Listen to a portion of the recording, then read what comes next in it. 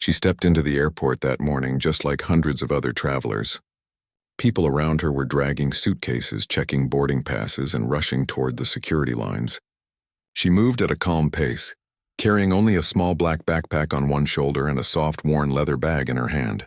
Her clothes were simple: comfortable jeans, a light gray jacket, and running shoes. She looked like any other woman traveling alone. No one would have guessed there was anything special about her. And she preferred it that way.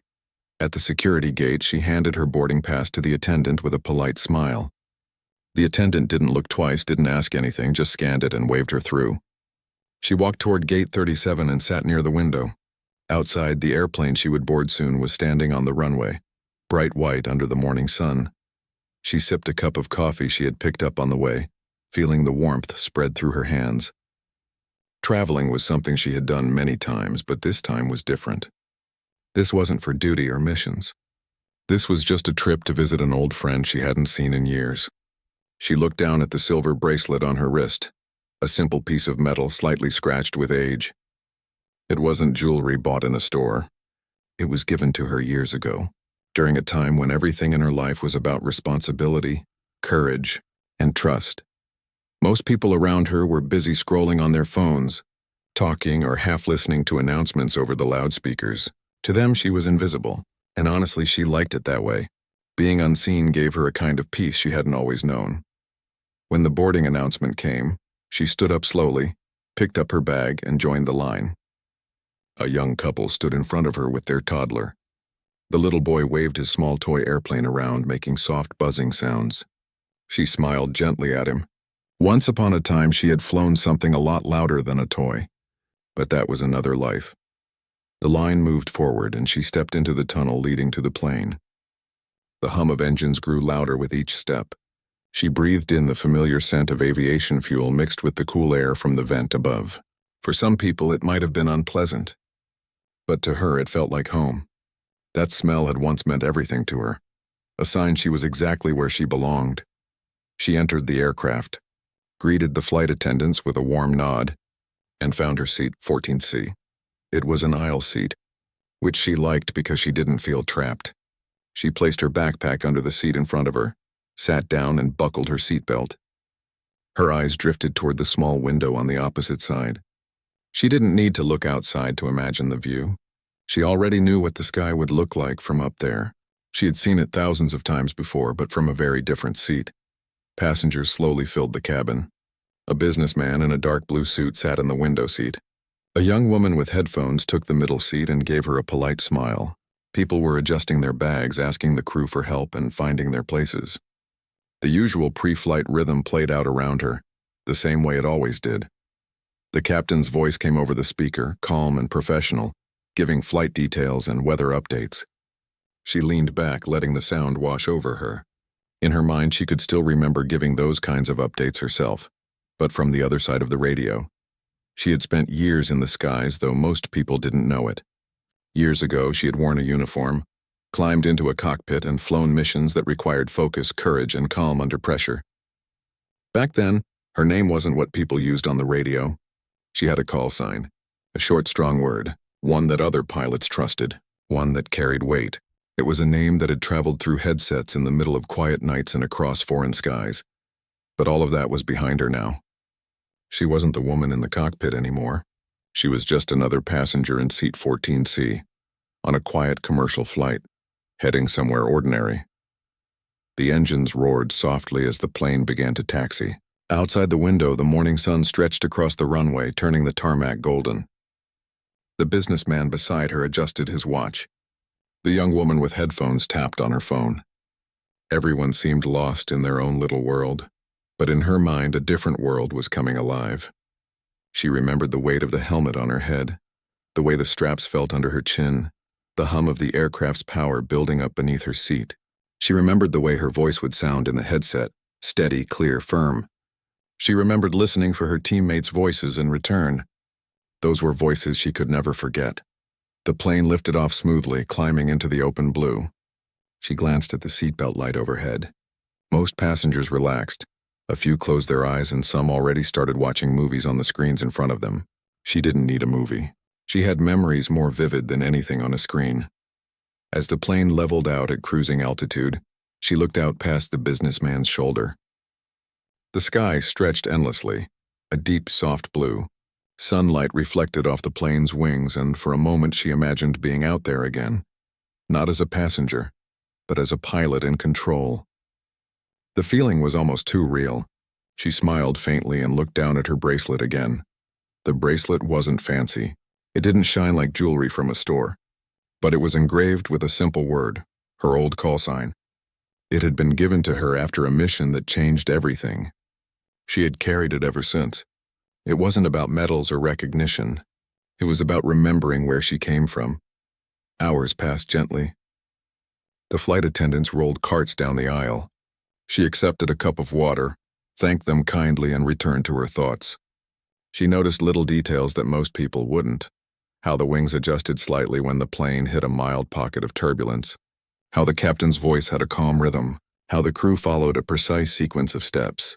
Her years in aviation made her notice these small things instinctively. Then something unexpected happened. The captain's voice returned, this time carrying a note of excitement. "Ladies and gentlemen," he said, "we have a special moment ahead. Air traffic control has informed us that 2 F-16 fighter jets will be performing a ceremonial flyby near our aircraft shortly. Please enjoy the view from the windows." The cabin came alive. Passengers turned their heads. Murmurs spread from row to row, and children pressed their faces to the windows. The businessman beside her leaned forward eagerly. The young woman with headphones took them off, curious. But for her, something deeper stirred. F-16s were not just any aircraft. They were part of her past. She had trained with pilots who flew them, shared runways, and exchanged radio chatter at high altitude. She knew their sound, their presence, their precision. Her heartbeat quickened, not out of fear, but from a sudden wave of memory. She sat up a little straighter, not realizing at first that her hands had gently tightened around the armrest. Outside, 2 small dots began to grow larger against the blue sky. The sun caught on their sleek frames as they approached, their movements smooth and perfectly aligned. Even from a distance, she could tell by their angle, their steady speed, and their disciplined formation that these were skilled pilots. Passengers gasped softly as the fighter jets drew closer. The businessman whispered, "Wow, this is incredible." Children laughed with excitement. People grabbed their phones to record the moment. She didn't reach for her phone. She just watched. Her eyes followed the sharp curve of the wings, the perfect symmetry of the flight path, the silent power of the jets slicing through the air. She could almost hear the sound. Not through the cabin's thick windows, but in her memory, as clear as if she were out there with them. Then came another surprise. She noticed the captain looking toward the flight attendants, whispering something. One attendant nodded quickly and walked down the aisle. She stopped beside her seat and spoke in a polite but slightly nervous voice. "Ma'am, the captain would like to see you in the cockpit if that's okay," the attendant said softly. The businessman raised his eyebrows. The young woman looked surprised. She blinked, confused for a second, then gently unbuckled her seatbelt. "Of course," she said quietly. As she followed the attendant down the aisle, a quiet hum passed through the passengers. People wondered who she was. Why was she being called? She walked calmly, her steps steady, her heart beating a little faster now. She didn't know why the captain wanted her up front, but a part of her could already guess. The cockpit door opened just enough for her to step in. The captain greeted her with a warm, respectful smile. "Ma'am," he said carefully, "we just received a radio transmission from the escort pilots. They recognized your name on the passenger manifest." She froze for a moment. The sound of the engines outside faded into the background. "Recognized my name?" she repeated slowly. "Yes." The captain nodded. "They used your old call sign." Her breath caught in her chest. That call sign hadn't been spoken over the air in years, not for her. It had been part of a different time, a different version of her life. Hearing it again felt like opening a door she thought had been closed forever. Outside the cockpit window, the F-16s moved in closer. Their wings seemed to shine brighter in the afternoon sun. The captain handed her a headset. They asked if they could say hello, he said softly, almost reverently. She took the headset with both hands, a rush of emotion swirling quietly beneath her calm surfa. She stood in the cockpit, her hands lightly resting on the back of the pilot's seat, the headset snug against her ears.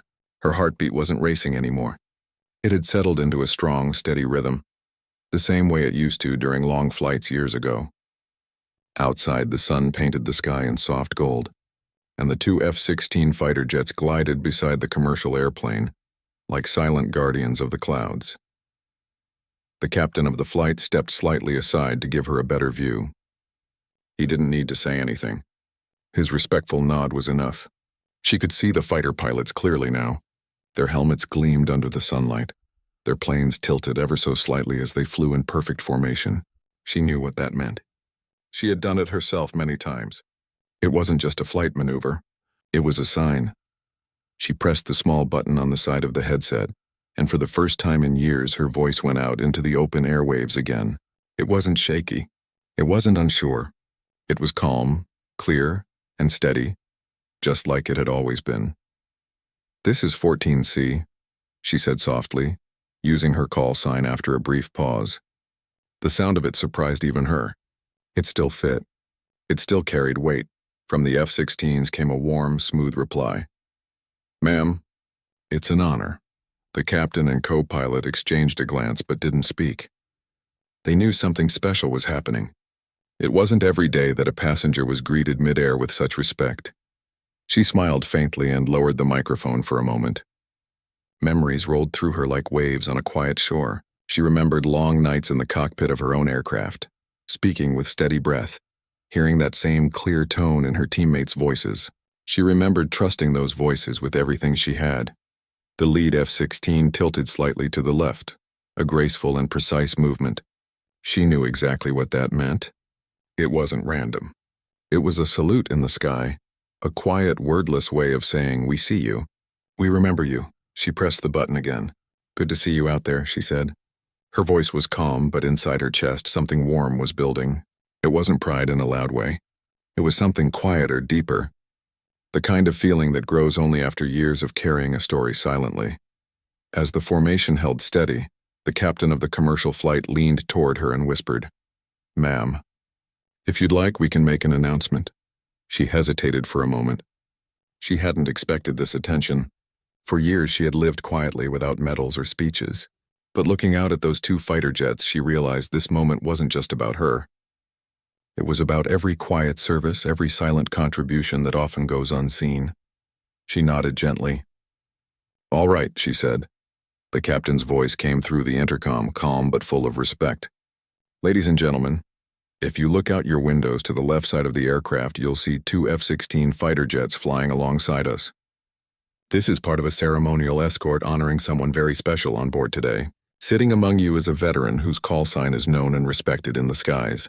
Today, these pilots are here to show their respect. Please join me in honoring her service." The cabin fell silent for a heartbeat. Then a soft wave of whispers moved through the rows like a gentle breeze. Heads turned toward the windows. People pressed their faces against the glass to catch a glimpse of the fighter jets. Back in row 14, where her seat sat empty, the businessman who had been sitting beside her leaned toward the window, his eyes wide with amazement. The young woman who had been listening to music pulled off her headphones completely and whispered, "That's incredible." And then it happened. One of the fighter jets moved slightly ahead and tipped its wing down toward the passenger plane. The other followed. To the untrained eye, it looked like a small movement. But to her, it was everything. It was a salute, not with hands, not with medals, but with flight itself. It was a language only pilots truly understood. The passengers, even those who didn't fully understand what they were seeing, felt something in that moment. It was the kind of silence that holds respect. Then the applause began. Soft at first, then louder, growing row by row. Some clapped, some simply placed their hands over their hearts, and others just watched with quiet admiration. She didn't cry. She had learned long ago how to keep her emotions steady. But her eyes softened and her chest felt full, like the sky itself had wrapped its arms around her. She raised her hand slightly toward the fighter jets, just a small, respectful gesture. They answered with another gentle tilt of their wings. The captain offered her a seat in the cockpit jump seat for the remainder of the escort. She accepted quietly and sat down, hands folded in her lap. Outside, the fighter jets stayed with them, flying with quiet strength. She felt safe, not just because of the aircraft, but because of what it symbolized. It reminded her of a time when she was the one flying, protecting, guiding others through the air. She thought of the first day she ever stepped into a cockpit. She remembered how the controls had felt under her hands, the excitement and fear mixing together, and how the sky had opened itself to her like a second home. She thought of the people she had flown with, some close friends, some mentors, some people she never saw again after those days. They had shared something that words could never truly explain. The journey continued quietly. The passengers settled down, but their eyes still wandered toward the windows from time to time. Some whispered to their seatmates. Some took photos. Some simply watched, understanding that they were part of something rare. She sat there, breathing in the sound of the engines. It was a sound she knew too well. A sound that carried memories like wind carries a leaf. After some time, the radio crackled again. "Ma'am," came the voice of the lead F-16 pilot. "We'll be with you until descent. It's good to fly near your wings again." She smiled even though they couldn't see her. "You've got good formation out there," she replied softly. A laugh, a warm, respectful laugh, came through the radio. "Learned from the best," the pilot replied. Her heart tightened just a little at that. She didn't ask who they were, but she had a feeling. It might have been someone who had once trained under her, someone who had heard her voice on the radio long ago, someone who still remembered her not as a stranger, but as a mentor, a guide, or a teammate. The fighter jets flew on. Down below, the ground slowly appeared again. Green fields and city outlines began to shape themselves through the soft layers of clouds. The captain announced their descent, and the F-16s adjusted their formation smoothly, staying close but respectful. The moment was quiet, almost gentle. It didn't need loud music or bright lights. It was beautiful in its simplicity. As they began to descend toward the airport, the lead F-16 dipped its wing one last time. She knew this gesture. It was a farewell, a final salute in the sky. She pressed the radio button one last time. "Thank you," she said simply. Those two words carried everything she couldn't put into longer sentences. The voice came back, warm and clear. "It was our honor." And then, just like that, the fighter jets peeled away in opposite directions, graceful as birds, leaving trails against the soft blue sky. The passengers in the cabin gasped and cheered. Phones clicked as they tried to capture the moment. She sat quietly, her hands folded, watching them disappear into the distance. The plane landed smoothly on the runway. Passengers clapped softly as the wheels touched the ground. The captain's voice returned, calm and respectful. "Ladies and gentlemen, thank you for flying with us today. To our special passenger, thank you for your service." As the plane taxied toward the gate, something unexpected happened. One by one, passengers began to turn in their seats. Some didn't know her name, but they had seen enough. They understood she was someone who had given something meaningful to the world, even if quietly. Some gave her small nods, some whispered thank you, and some simply smiled. She wasn't someone who liked attention. She had never served for applause. But as she walked back down the aisle to her seat to gather her bag, she realized something had shifted. This wasn't a spotlight. It was a shared moment of respect, a moment that reminded everyone on that plane of something bigger than themselves. She picked up her backpack, slipping it over her shoulder. The silver bracelet on her wrist caught the sunlight through the small window, shining softly. She glanced at it for a second, touched it gently, and smiled. The young woman who had sat next to her leaned over and whispered, "That was amazing." She smiled back kindly. "Thank you," she said, her voice quiet but warm. The businessman gave a respectful nod. "We're honored to have flown with you," he said sincerely. She didn't quite know how to respond. So she did what came naturally. She gave a small nod, a genuine smile, and made her way toward the door. As she stepped out of the plane into the jet bridge, a few airport staff members stood waiting. Somehow word had spread ahead. They didn't make a big scene. They simply stood straight with quiet smiles and gave her a small gesture of respect. She walked past them with the calm grace of someone who had seen the world from above. Outside, the air smelled fresh and cool. She paused for a moment, watching the planes in the distance moving across the runway. One of them lifted into the sky, engines humming strongly. She closed her eyes briefly, breathing in the sound, feeling the wind on her face. The world had changed since the days she wore her uniform. But the sky hadn't. The sky was the same endless canvas that had held her dreams, her missions, and her stow.